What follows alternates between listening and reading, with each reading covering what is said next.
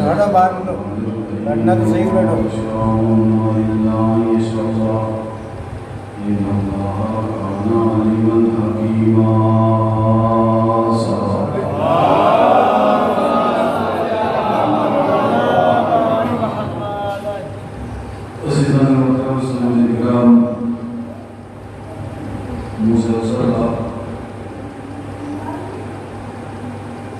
اچھے بیان سماعت فرما رہے ہیں.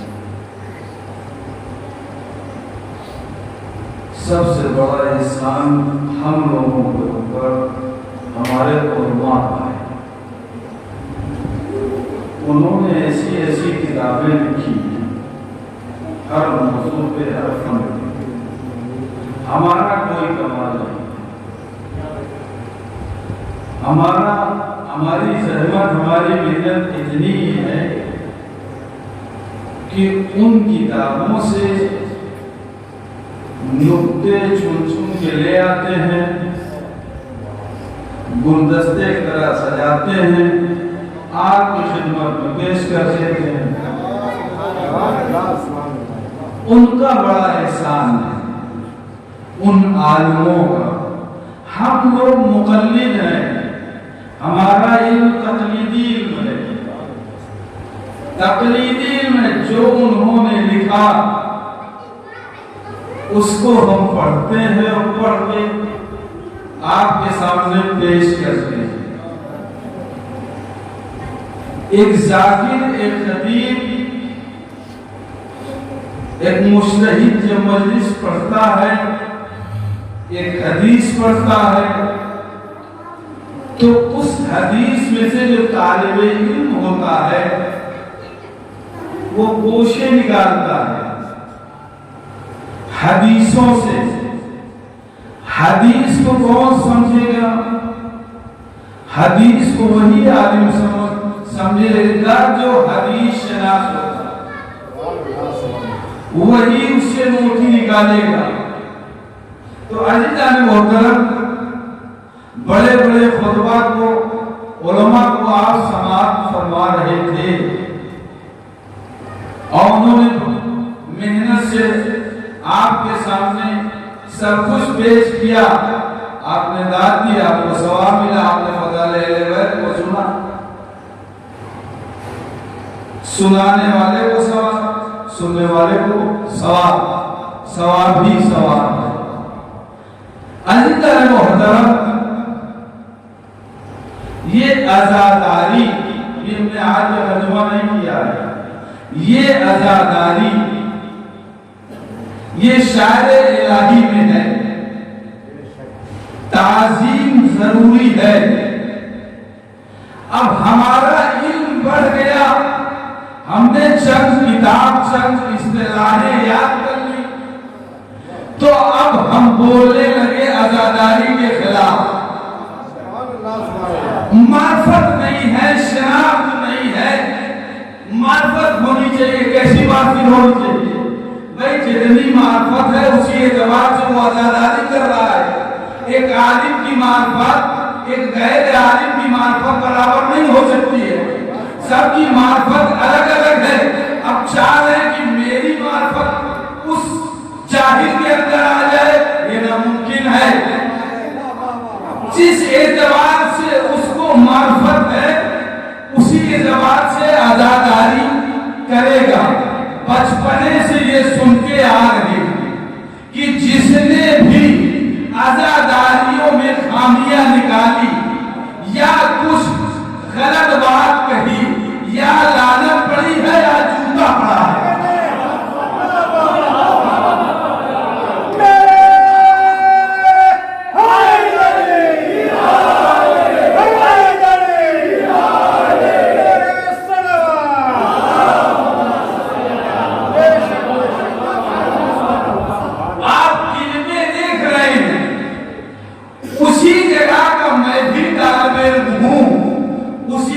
زمین قوم کا جس استاد کے ہاں جاتے تھے مولانا جو عزاداری کے سلسلے میں بول رہے ہیں. ایک دن کلاس میں گیا تھا منطق کے, لیکن میں نے دیکھا मौलाना के अकीदे में कुछ फर्क आ रहा है। मैंने कहा ऐसा दर्द नासिर को नहीं चाहिए जिसमें विलायत अली ना हो। सल्लल्लाहु अलैहि मोहम्मद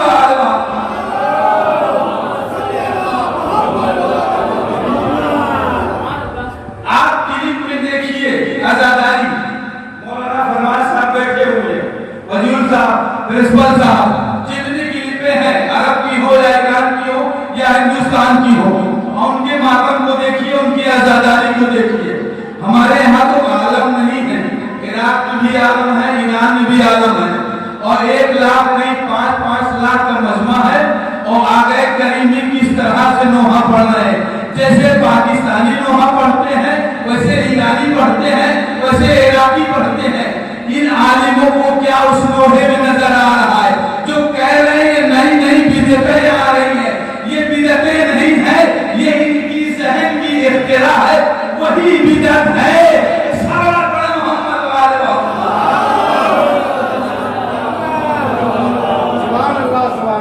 आजादारी एक मौजज़ा है, और मौजज़ा किसे कहते हैं? मौजज़ा खारिकुल अम्र, खारिकुल आदा एक अमर है, उसको इंसान अंजाम नहीं दे सकता। पूरे इंसानी हैरान है, परेशान है, आजिज है, उस चीज को वो अंजाम नहीं दे सकता है। मौजज़ा किसे कहते हैं? मौजज़ा है क्या? मौजज़ा 2 तरीके का होता है, या मौजज़ा खालिदा है या मौजज़ा मुअक्कत है। खालिदा कौन सा मौजज़ा है? खालिदा मौजज़ा उसे कहते हैं जो हमेशा बाकी रहे, कयामत तक बाकी रहे। उस मौजज़े का नाम मौजज़ा खालिदा है। मौजज़ा खालिदा में क्या है?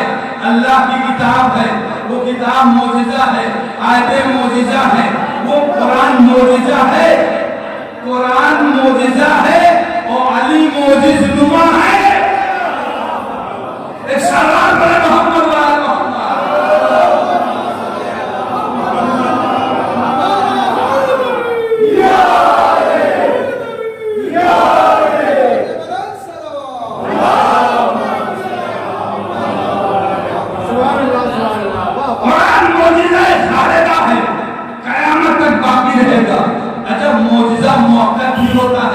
वो कौन सा मौजज़ा है? आपने देखा उलमा तशरीफ फरमा है, रद्दुश्शम्स, सूरज का पलटना, चांद का 2 टुकड़े हो जाना, ये क्या है? ये मौजज़ा है। लेकिन कौन सा मौजज़ा है? वक्ती मौजज़ा हुआ, सूरज डूबा, पलट आया, फिर गुरूब हो गया। ये है मौजज़ा मुअक्कद, मौजज़ा जो उकूल इंसानी को हैरान कर दे, वो अंजाम दे ना सके, उसे कहते हैं मौजज़ा। अब आते हैं कुरान मजीद में इरशाद हो रहा है, फज़कुरूनी अज़कुरकुम वश्कुरूली वला तकफुरून। तुम मेरा जिक्र करो, मैं तुम्हारा जिक्र करता हूँ। तुम मेरा जिक्र करो, मैं तुम्हारा जिक्र करता हूँ। अब जिक्र किसने किया? इब्राहिम ने जिक्र किया, जनाब हाजरा ने जिक्र किया, अल्लाह ने उनको सजा दे दी। लेकिन हुसैन ने जैसा जिक्र किया किसी नबी ने जिक्र नहीं किया। बताइए कोई नबी नेज़े में कुरान पढ़ा हो? कोई नबी ने नहीं पढ़ा कुरान। लेकिन हुसैन तौहीद को बचा, तौहीद को बुलंद करने के लिए, उसके वचन को बुलंद करने के लिए नेज़े पे कुरान पढ़ रहे हैं। तुम्हारी तौहीद को पता मैं मिटने नहीं दूंगा जब तक हुसैन जिंदा है। अल्लाहु अकबर। तो अल्लाह ने कहा कि हुसैन तुमने मेरे जिक्र को जिंदा किया है, तुम्हारे जिक्र को मिटने नहीं दूंगा।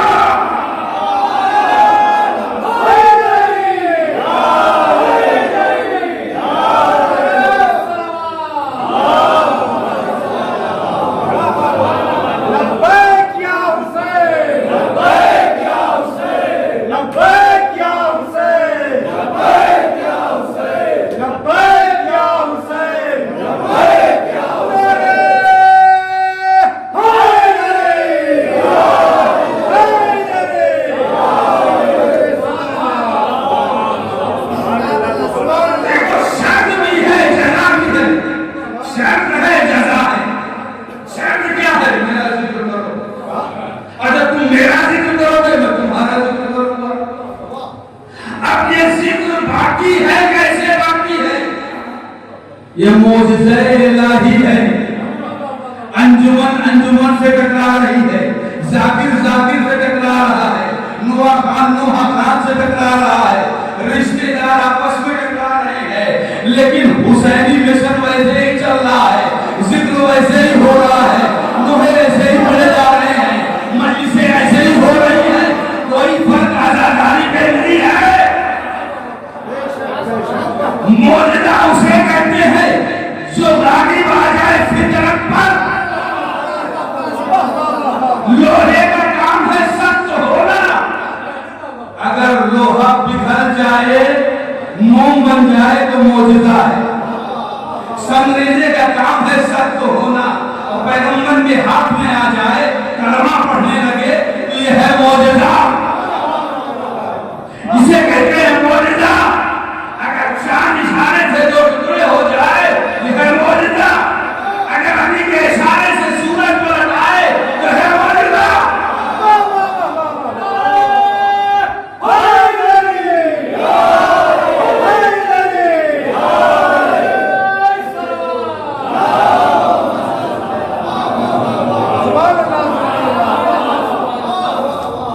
ذکر حسین معجزہ ہے, اور خون حسین معجزہ ہے, لباس حسین معجزہ ہے.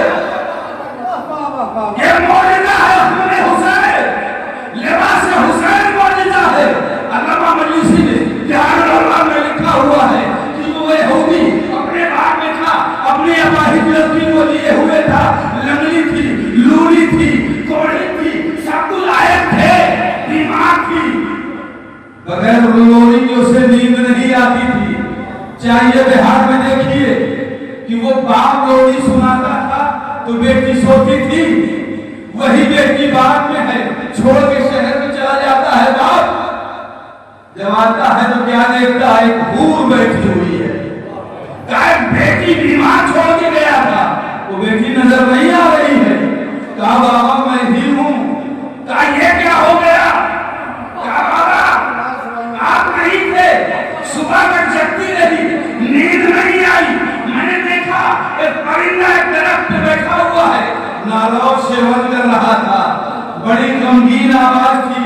میں وہاں پر پہنچی, جب پہنچی کہ خون کا ٹپ, ایک قطرہ خون کا ٹپکا میرے سر پہ پڑا اور مجھے شفا مل گئی. اب وہ یہودی مرد کہتا پالنے والے اس پرندے کو قوت گویائی عطا کر دے کہ کون ہے جس کے خون میں اتنا اثر ہے. پرندہ بھی بولنے لگا, کہا میں اپنے آپ و دانا میں مشغول تھا, اتنے میں ایک پرندہ آیا, کہا تم اپنے آپ و دانا میں مشغول ہے, نواسہ رسول کربلا میں شہید ہو گیا ہے, 3 دن سے بے گورو کفن پڑا ہوا ہے, تم آپ و دانا کی بات کر رہے ہو. بس پرندے اڑے, کربلا میں پہنچے, اور کربلا میں پہنچے, حسین کی لاش دیکھا, خون میں آلودہ ہے, اپنے پروں کو تار کیا, اور ہر سمت ایک پرندہ گیا. ایک پرندہ اس باغ میں آیا. یہ ہے خون حسین کا معجزہ. لباس حسین میں معجزہ ہے. لباس حسین کیسے معجزہ ہے؟ جب اشیاء آل محمد رہا ہو کر اس مقام میں آئے تو شام کی عورتیں آتی تھی پوچھا دینے کے لیے. اس میں ایک ضعیف عورت بھی آئی, آنکھوں سے نابینا تھی. جب تبرکات آنے لگے تو کہا تھوڑا سا لباس اس زمانے میں سے تھوڑا سا پارچہ مجھے بھی مل سکتا ہے. شہزادی زینب نے لباس دیا, تھوڑا سا پارچہ دیا, آنکھوں میں لگایا, نور آ گیا. کہا یہ کیسے ہو سکتا ہے؟ ہم نے کہا جب یوسف کا کرتا یعقوب کے اوپر آیا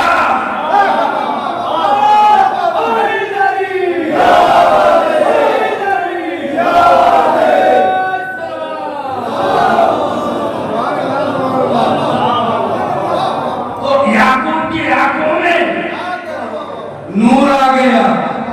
یہ تو فخر یوسف ہے، فخر یوسف ہے، لباس حسین کی معجزہ، خون حسین کی معجزہ۔ اللہ اکبر، اس معجزے سے انکار نہ کرنا۔ عالم بن جاؤ، عالم بن جاؤ، اگر عقیدے میں تھوڑی سی غلطی ہوئی تو بخشے نہیں جاؤ گے قیامت تک۔ لعنت کا توق گردن میں اٹک جائے گا، کہیں کے نہیں رہ جاؤ گے، اس امامے پہ اس کعبہ پہ نہ جاؤ۔ اگر تھوڑا بھی عقیدہ گڑبڑ ہوا اہل بیت کے بارے میں تو ساری عزت چلی جائے گی۔ ایک صلوات پر محمد والے محمد۔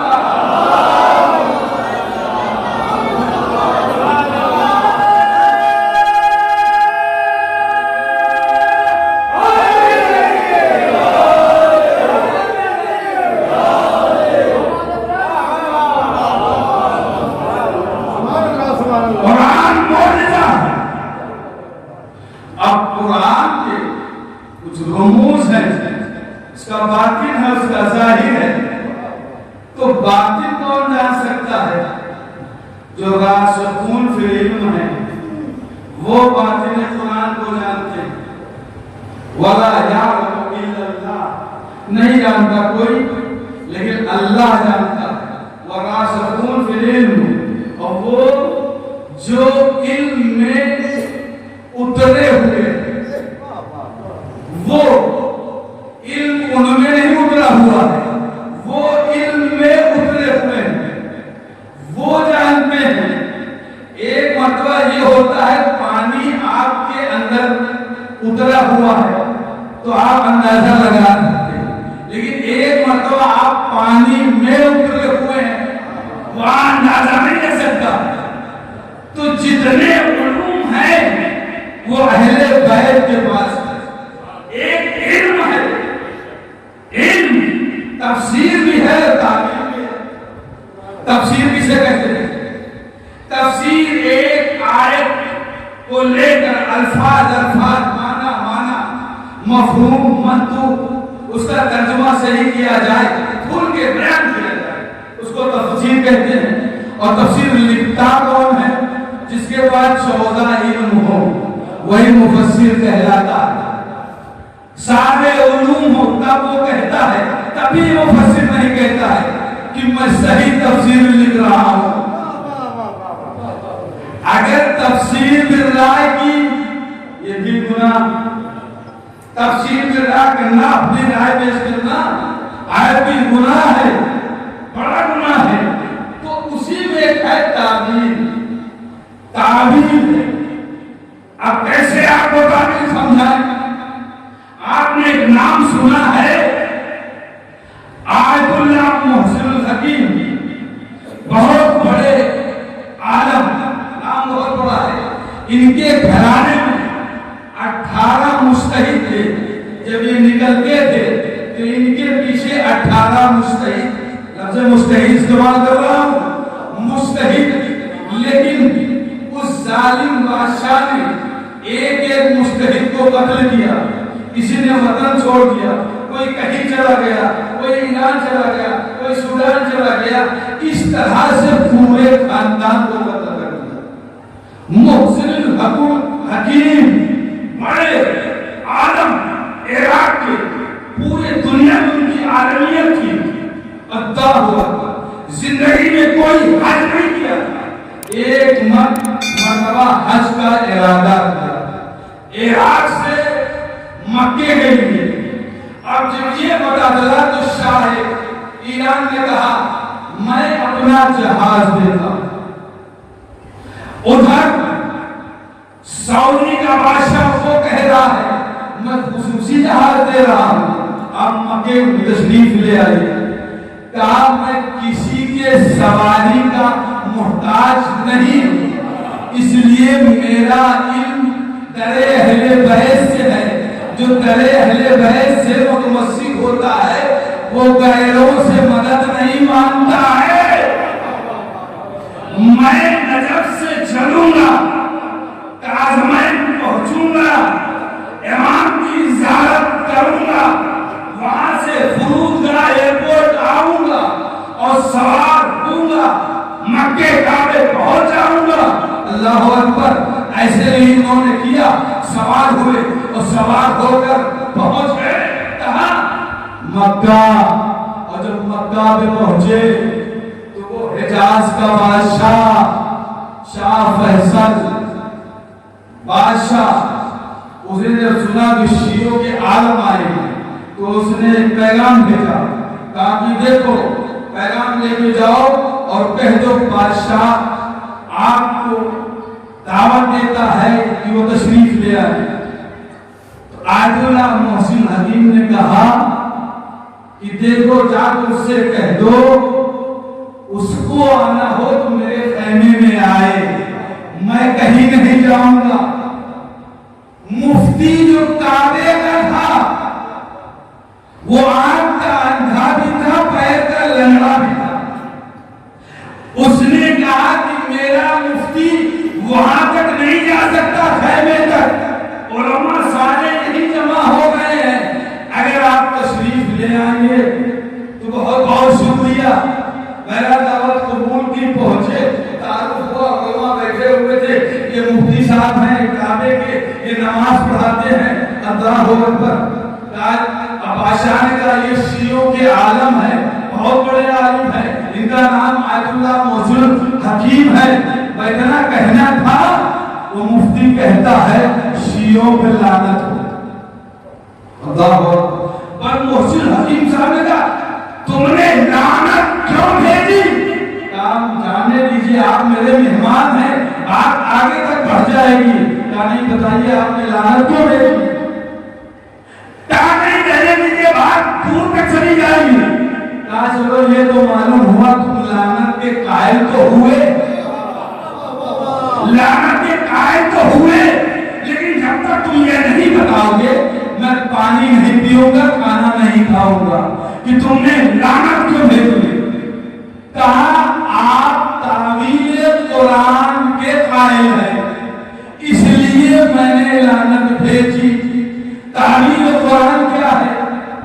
ظاہری معنی اس کے نہیں لیے جائیں گے، ایک معنی دوسرا اس کا لیا جائے گا، وہ معنی اب کیسے مثال دیجیے؟ ید اللہ فوق ایدیہم، اللہ کا ہاتھ تمام ہاتھوں پر برتر ہے، بلند ہے۔ عین اللہ، لسان اللہ، وجہ اللہ، اللہ چہرہ نہیں رکھتا، اللہ ہاتھ نہیں رکھتا، اللہ آنکھ نہیں رکھتا۔ اگر اس کے قائل ہو جائیں گے تو اللہ جسم و جسمانیات والا ہو جائے گا، تو بھی تعبیر کرنا پڑے گی۔ تعبیر کیا ہوگی؟ امام جعفر صادق علیہ السلام فرماتے ہیں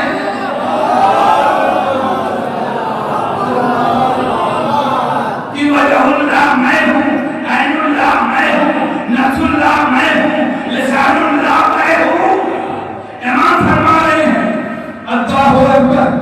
ابھی یہ باتیں ہو ہی نہیں تھی تو محسن حکیم صاحب نے کہا میں عربی جانتے ہو مفتی صاحب سے؟ کہا واہ صاحب میں عرب ہوں، عربی جانتا ہوں۔ کہا حافظ ہو؟ کہا حافظ قرآن بھی ہوں، حافظہ کیا ہے بڑے محنت سے، پورا قرآن یاد کیا ہے۔ کہا اگر حافظ ہیں آپ تو اس آیت کا معنی بتا دیجئے۔ من کان فی ہذہ الاعمى وہو فی الآخرۃ الاعمى، جو دنیا میں اندھا ہے وہ آخرت میں بھی اندھا ہے، جو دنیا میں نابینا ہے وہ آخرت میں بھی نابینا ہے۔ اس بیچارے کی کیا غلطی ہے کہ دنیا میں بھی اندھا ہے اور آخرت میں بھی اندھا رہے گا؟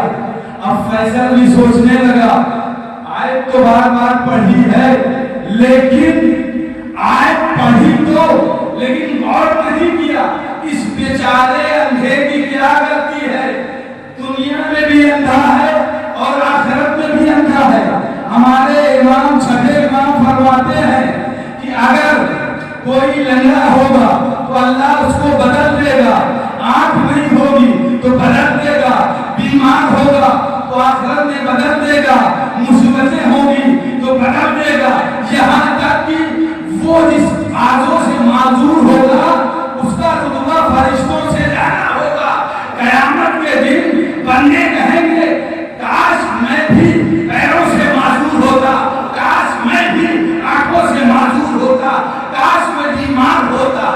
اللہ اکبر. اب فیصل پریشان ہے, اس کا جواب کیا ہو سکتا ہے؟ مفتیان بیٹھے ہوئے ہیں, کوئی جواب نہیں بن رہا ہے, سب پریشان ہیں. کہا جو سید نے سوال کیا ہے تو اس سید کے بعد جواب بھی ہوگا. کہا دیکھو میرا علم جو ہے آل محمد کے در سے متمسک ہے, آپ تمہیں تعبیر سمجھا کے رہوں گا کہ تعبیر کسے کہتے ہیں, تفسیر کسے کہتے ہیں. میں آل محمد کا چاہنے والا ہوں, میں آل رسول ہوں, تمہیں تعبیر ضرور سمجھاؤں گا. بادشاہ نے کہا پھر سید کے بعد جواب تو ہے. کہا جو سوال کیا ہے تو مطمئن ہوں جواب بھی ہے. کہا جواب کیا ہے؟ کہا جو میرے مولا صادق علیہ السلام کا نظریہ ہے وہی میرا بھی نظریہ ہے. کہا کہ آپ کے امام صادق کا کیا نظریہ ہے؟ کہا میرے امام صادق نے تعبیر کی ہے کہ یہاں ظاہری معنی اندھا معنی نہ استعمال کیجیے, یہاں یہ معنی میں لیجیے جو ولایت علی کا اندھا ہے وہ یہاں وہاں بھی اندھا ہوگا, یہاں بھی اندھا ہوگا. صلوات علی محمد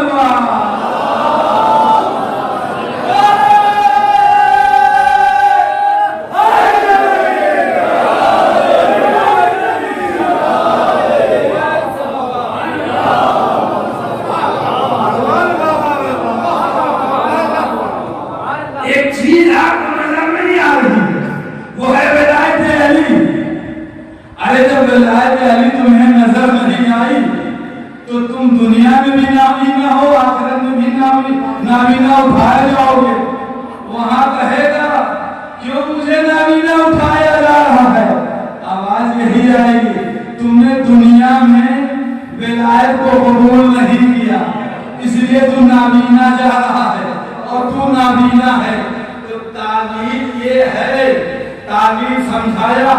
اس کے بعد روب طاری ہو گیا پورے مفتیوں پہ, سید کا اور بادشاہ نے کہا اس سال مکے میں حج, مکے میں نماز, جماعت آج اللہ محسن حکیم پڑھائیں گے. کیوں؟ اس لیے کہ سید نے بہت مسئلے حل کر دیے, بہت مسئلے حل کر دیے. اللہ اکبر. اب اعتراض کیا؟ بادشاہ اعتراض کہا میرا بھی اعتراض ہے. کہا تمہارا کیا اعتراض ہے؟ کہا میرا اعتراض یہ ہے کہ جنت الربیع منہدم مٹی ہے, گارا مٹی ہے, تم لوگ آتے ہو اس مٹی گارا مٹی کو بوسا دیتے ہو, اور میں نے دیکھا سونے کی گنبد کو چومتے ہو, نظر میں دیکھو, کربلا میں دیکھو, وہاں جاتے ہو, وہاں دیکھو. یہ کیا ہے؟ 20ویں صدی ہے, اس میں آپ لوگ اس طرح سے بوسا دیتے ہیں, چومتے ہیں کیا؟ محسن نجیب صاحب باب الحوائج کی طرف رجوع کیا کہ ایسا جواب آ جائے کہ بادشاہ کو یقین ہو جائے. اگر آیت پیش کرتا ہوں تو یہ آیت نہیں مانے گا, حدیث پیش کرتا ہوں حدیث نہیں مانے گا. توسل ہوئے, متوسل ہوئے, اتنے میں ایک شخص دوڑا ہوا بادشاہ کے پاس آیا. کہا ایک شخص آپ کے لیے تحفہ لایا ہے. کہا تحفہ کیا ہے؟ کہا قرآن ہے. وہ بھی قرآن ہرن کی کھال پہ لکھا ہوا ہے, سونے کی تاریں لگی ہوئی ہیں, چمک رہا ہے. ایک مرتبہ بادشاہ آگے بڑھا, جب آگے بڑھا قرآن کو لیا. قرآن اس کھال پہ لکھا ہوا تھا, سونے کی تار سے لپٹا ہوا تھا. چومنے لگا. سید نے کہا چومنا بدعت ہے.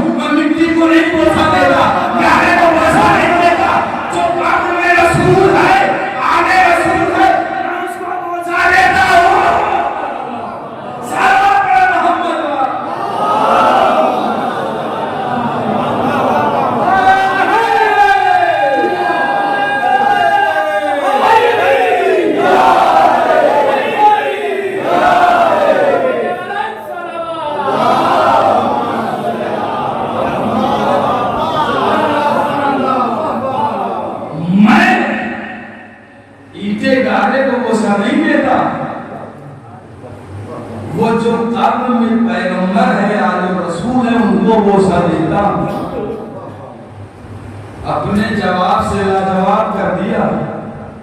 ایک شخص اگر فقیہ ہے آل محمد کا تو 1000 کے اوپر کافی.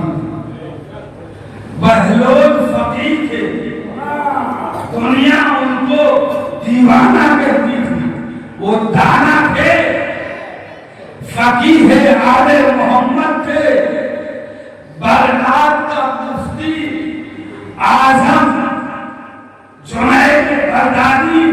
ہزاروں شاگرد چلتا ہے تو پیچھے 1000 شاگرد ہیں, کہیں مل گیا فقیہ آل محمد بہلول.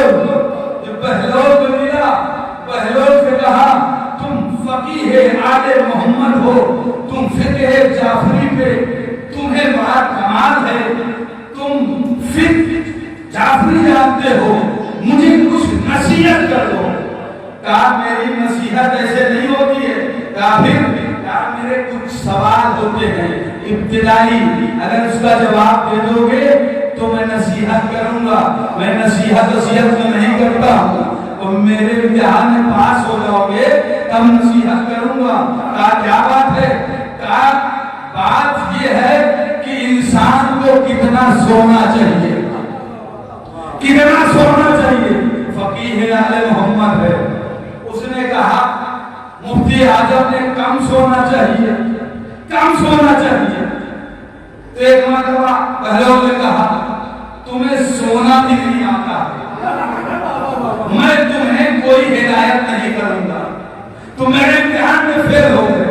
شاگرد بڑے ناراض ہو گئے کہ میرے استاد جواب صحیح دے رہے ہیں اور یہ دیوانہ کہہ رہا ہے کہ تمہیں میں نصیحت نہیں کروں گا, تمہارے جواب صحیح نہیں ہے. اللہ اکبر. پھر کہیں یہ مل گیا بہلول کو, کہا ایک مرتبہ میں نے کہا تھا, دوسری مرتبہ پھر کہہ رہا ہوں, کوئی نصیحت کہنی, یہ کوئی نصیحت جو ہے ہمارے لیے کہہ دیجئے. اللہ اکبر. نصیحت. کہا کہ میرے سوال کا جواب دو گے تو نصیحت کہوں گا, نہیں نصیحت نہیں کروں گا. اللہ. کہا کیا تیرے سوال ہے؟ کہا انسان کو کتنا بولنا چاہیے؟ کہا کم بولنا چاہیے. کہا تم میرے امتحان میں فیل ہو گئے, تمہیں بولنا بھی نہیں آتا ہے, میں کوئی نصیحت نہیں کروں گا. اب پھر شاگرد ناراض. تیسری مرتبہ پھر ملے بہلول کو, کہا نصیحت کر دیجئے, میں تو کئی مرتبہ کہہ چکا. کہا میرے امتحان میں تم بار بار فیل ہو جاتے ہو, میں نصیحت نہیں کروں گا. کہا انسان کو کتنا کھانا چاہیے؟ کہا کم کھانا چاہیے تاکہ عبادت کرے. کہا نہ تمہیں بولنا آتا ہے, نہ کھانا آتا ہے, نہ سونا آتا ہے. بہلول ایسے لوگوں کو کوئی نصیحت نہیں کرتا ہے, چلے جاؤ. شاگرد غصہ ہوئے, میرے استاد کو ایسا جواب دے دیا. ہارون رشید نے پہنچا, شکایت کیا. شاگردوں نے تمام مفتی اکٹھا ہو گئے, کہا جو سوال کا جواب دیا ہے بہلول کا, مفتی اعظم نے سب صحیح کیا, اس کو بلائیے. توہین کیا ہے جنید بغدادی, اتنا بڑا عالم. اب بہلول بلائے جا رہے ہیں, چلے آ رہے ہیں. علماء تشریف فرما ہے, ہارون رشید کا دربار ہے. کسی سلام کیا, کسی نے جواب نہیں دیا. اللہ ہارون رشید نے کہا کہ جب انہوں نے سوال کا جواب صحیح دیا ہے تو تم نے کیوں ان کی بے عزتی کی؟ کہا انہوں نے کوئی سوال کا جواب صحیح نہیں دیا ہے. کہا اگر سوال کا جواب صحیح تم ہی نہ دے پائے تمہاری گردن اڑا دوں گا. جواب یہی ہے. کہا سنو مفتیوں, تم بتاؤ کہ یہ جواب دیا صحیح ہے یا صحیح نہیں ہے؟ سارے مفتی کہنے لگے جنید بغدادی کا جواب صحیح ہے. بہلول مسکرائے, کہا ہم تو سمجھ رہے تھے ایک ہی احمد ہے, یا پورا دربار احمد ہے. سارے احمد. اب بادشاہ بھی تیش میں آ گیا. کہا تمہیں بتاؤ کیا ہے, انسان کو کتنا سونا چاہیے, انسان کو کتنا کھانا چاہیے، انسان کو کتنا بولنا چاہیے. اللہ اکبر. کہا انسان کو کتنا کھانا چاہیے. پہلو نے کہا اگر حلال ہے تو سب کھا جاؤ، اور اگر حرام ہے تو بالکل نہ کھاؤ. آج سمیٹ لو چوک دربار. کہا سونا کتنا چاہیے. کہا راج میں سب کا حساب کتاب کر لو، حساب کتاب سے فارغ ہو جاؤ اور وضو کرو، اور وضو کر کے رات بھر سو جاؤ، کوئی پریشانی کوئی دقت نہیں. اللہ. کہا بولنا کتنا چاہیے. کہا اگر حق بات ہو اللہ رسول کی تو خوب بولنا چاہیے، اگر باطل ہو تو نہیں بولنا چاہیے. اللہ اکبر. ایسا جواب دیا کہ پورا دربار مبہوت ہو گیا. جنید بغدادی قدموں پہ گر گیا، کہنے لگا واقعاً تم فی آل محمد کے جاننے والے ہو. ایک صلوات پڑھے محمد والا.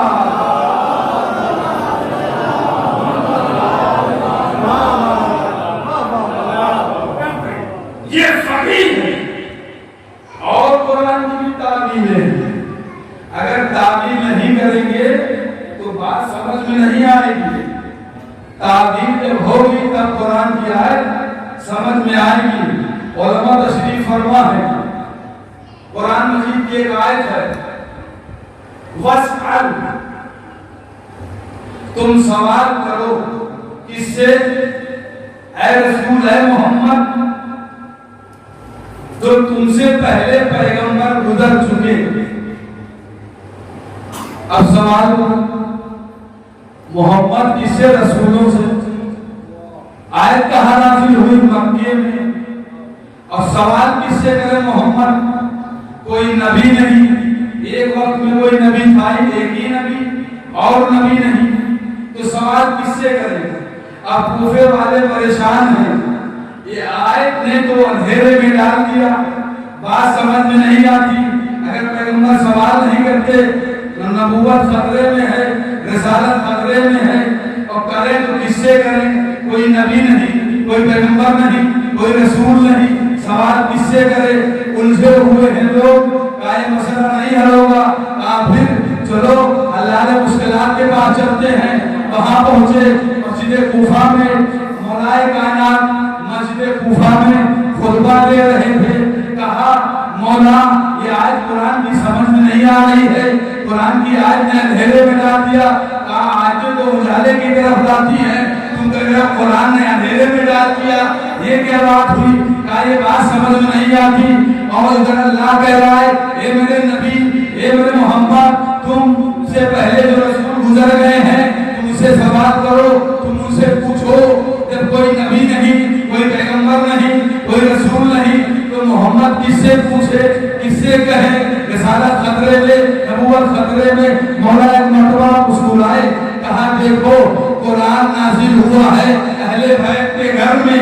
تنزیل کو یہ جانتے ہیں، تفسیر یہ جانتے ہیں، ظاہر یہ جانتے ہیں، باطل یہ جانتے ہیں. دلیل قرآن علی، نذیر قرآن علی، شریع قرآن علی، بدیل قرآن علی، قرآن موجودہ علی موجودہ، قرآن علم، ہر خوشتر قرآن کے ہر خوشتر کا جاننے والا علی ابن ابی طالب ہے. قرآن معجزہ ہے، علی معجز نما ہے. قرآن علم ہے، علی عالم ہے. علی کا علم کافی، علی کا علم صافی.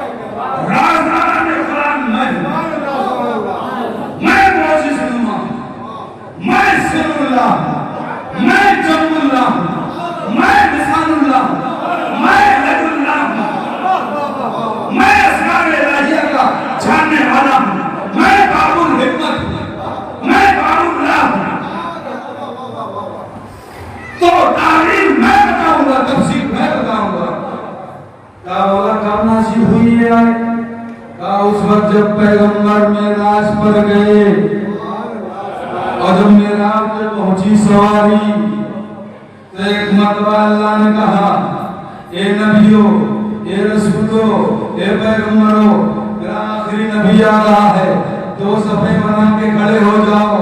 जब बुराक पहुंचा आवाज आई ठहर जाओ, बुराक ठहर गया।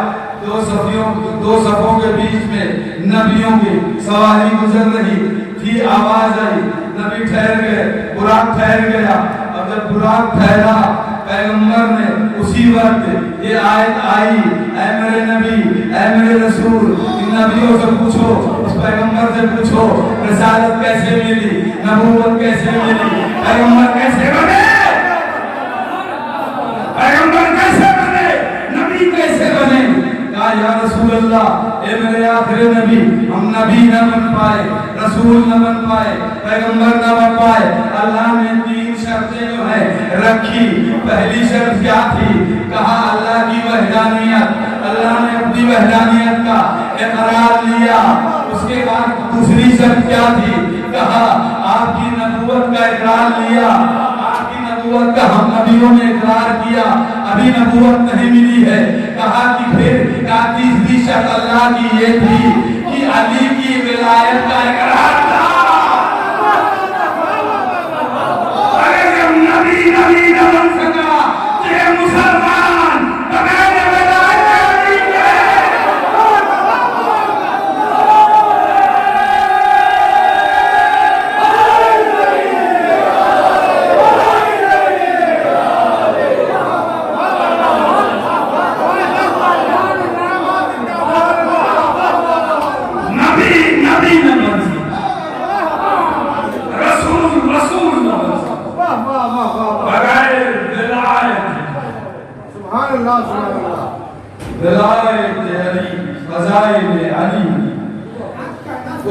कोई साकिर बयान कर सकता है, कोई मौलिक कलम से लिख सकता और ना हुसैन शहीद करबला के मसाइल को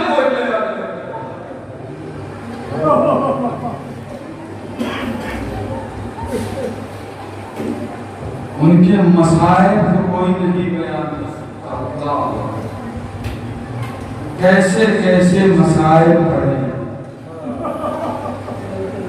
रसूल के पास। जब हिंदा आई है जुगर ख्वार इस्लाम कबूल करने के बाद, तो रसूल ने कहा तू मेरे सामने ना आया कर, मेरा चचा हमजा याद आता। लेकिन सज्जाद किसको जवाब दे कि तू मेरे सामने ना। अल्लाहु अकबर, किसको जवाब दे। एक जालिम करबला में है हसीन इब्ने नुमैर, अहले बैत में बड़ा जुल्म इसने ढाया है, बहुत जुल्म ढाया है इसने। मुस्लिम इब्ने उक़बा जब मदीने पे चढ़ाई की और 1500 अंसार मुहाजिर को कत्ल किया, अवाम को कत्ल किया, 700 हाफिजों को कत्ल किया, 700 औरतें बगैर शौहर के बच्चा जनी, ये जुल्म ढाया गया मदीने में। मदीने के बाद मुस्लिम ने अकबा वो आया मक्के में। मक्के में आया, इसकी मजलूम की तबीयत खराब हुई और वही वासिले जहन्नम हो गया। इसने लश्कर की सरदारी हसीन इब्ने नुमैर को दे दी। हसीन इब्ने नुमैर ने देखा उमर ने कि मैं चारों तरफ से घिर चुका हूँ। अल्लाहु अकबर, हसीन इब्ने नुमैर कौन है? इमाम सज्जाद शब-ए आशूर अपने खैमे में लेटे हुए थे, थोड़ी सी तबीयत संभली, एक मरतबा खैमे का पर्दा हटाया, जनाब अली अकबर जंग कर रहे थे, रेत की तकिया बनाए हुए देख रहे थे, कभी मुस्कुरा रहे थे, कभी गमगीन हो रहे थे। लेकिन एक मंजर से इमाम सज्जाद ने क्या देखा, जब हसीन इब्ने नुमैर ने जनाब अली अकबर के सीने में बंशी तो मारी, उसके बाद ये मलून नैज़े बलंद करता है, कहता हुसैन